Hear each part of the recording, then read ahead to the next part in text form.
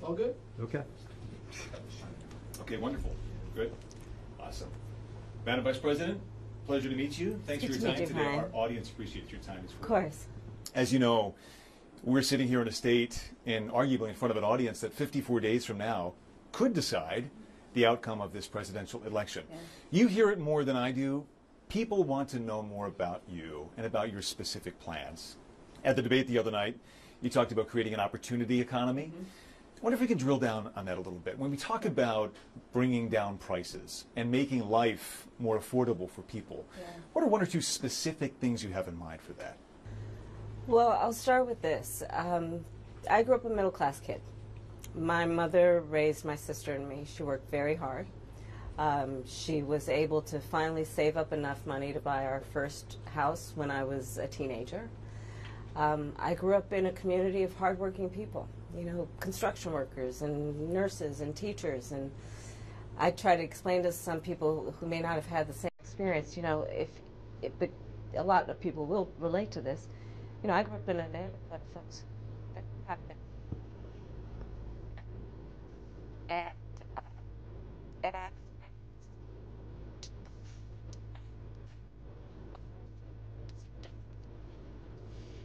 And that we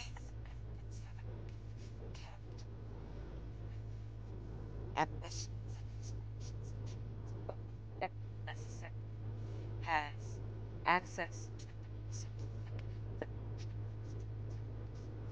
So when I talk about this, it is and creating opportunity for people, for example, to start a small business. My mother, you know, worked long hours, and our neighbor helped raise us. We used to call her, I still call her, our second mother. She was a small business owner.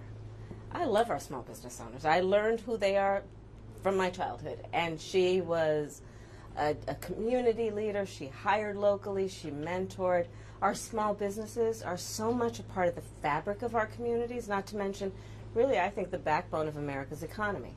So my opportunity economy plan includes giving startups a $50,000 tax deduction to start their small business. It used to be $5,000. Nobody can start a small business with $5,000.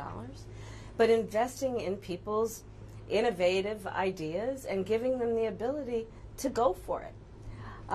Opportunity economy means, look, we don't have enough housing in America. We have a housing supply shortage. And what that means, in particular for so many younger Americans, the American dream is elusive. It's just actually not attainable. So part of my plan is to work with the private sector and housing developers to give them a tax credit, to be able to partner with us as the government, to build, and my goal is 3 million new homes by the end of my first term. In addition, to help people who just want to get their foot in the door, literally. And so giving first-time home buyers a $25,000 down payment assistance to be able to just get in the door, and then they will do the work that they need to do to save and to pay that mortgage and to build wealth for themselves and their family. These are some examples of what I mean when I talk about an opportunity economy, and a lot of it has to do with just the community I was raised in and the people that I admired who work hard, you know, and deserve to have, you know, their dreams fulfilled because they're prepared to work for it. You talked at the debate and at previous appearances about turning the page on the past. And in fact, here today in Johnstown, you're talking about a new way forward. Yeah. I think some people have a question, given maybe your current role as Vice President of the United States, how different you are from Joe Biden. And so I wonder if there are one or two spots, policy areas or approaches where you would say, I'm a different person. Well, I'm obviously not Joe Biden.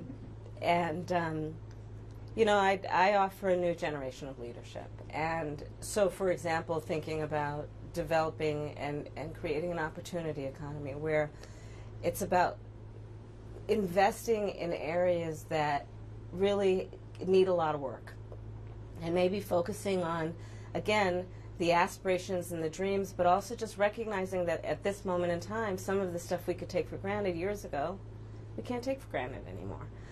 For example, another plan that I have that is a new approach is to expand the child tax credit to $6,000 for young families for the first year of their child's life, because that is obviously a very critical stage of development of a child. And a lot of young parents need the help to buy a car seat or a crib or clothes for their kids. And so my approach is about new ideas, new policies that are directed at the current moment.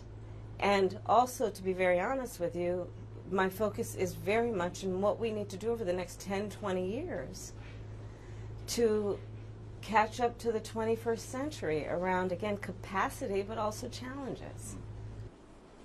Crime and public safety are two major issues right at the forefront of voters' minds, in Philadelphia as well, where crime is a significant issue. When we talk about crime, the conversation turns to gun safety as well. And I think you actually probably caught a lot of people off guard, maybe a bit by surprise in the debate the other night when you mentioned that you are a gun owner. I know you said it in 2019 as well. I want to talk about your values on this issue. When it comes to gun ownership, where do you draw the line in America on gun ownership and gun use? Well, like you said, Brian, I am a gun owner, and Tim Walz, my running mate, is also a gun owner. We're not taking anybody's guns away. I support the Second Amendment, and I support reasonable gun safety laws.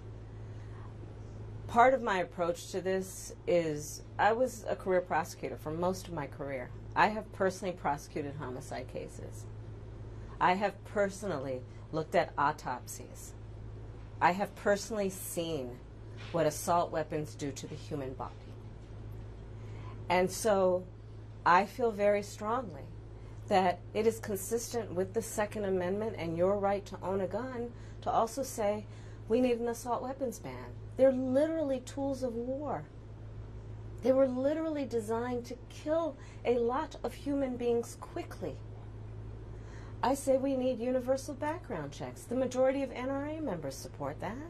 Why? Because it's just reasonable. You just might want to know before someone can buy a lethal weapon if they've been found by a court to be a danger to themselves or others. You just might want to know.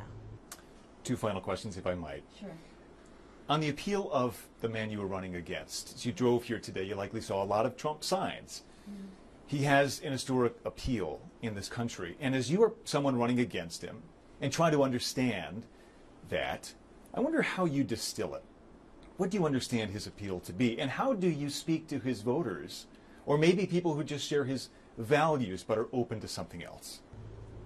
I, based on experience and a lived experience, no. In my heart, I know, in my soul, I know that the vast majority of us as Americans have so much more in common than what separates us. And I also believe that I am accurate in knowing that most Americans want a leader who brings us together as Americans and not someone who professes to be a leader who is trying to have us point our fingers at each other. I think people are exhausted with that approach, to be honest with you. I think people want a leader who has common sense and tries to find common ground. I'm supported by over 200 Republicans who worked for both Presidents Bush, John McCain, and Mitt Romney.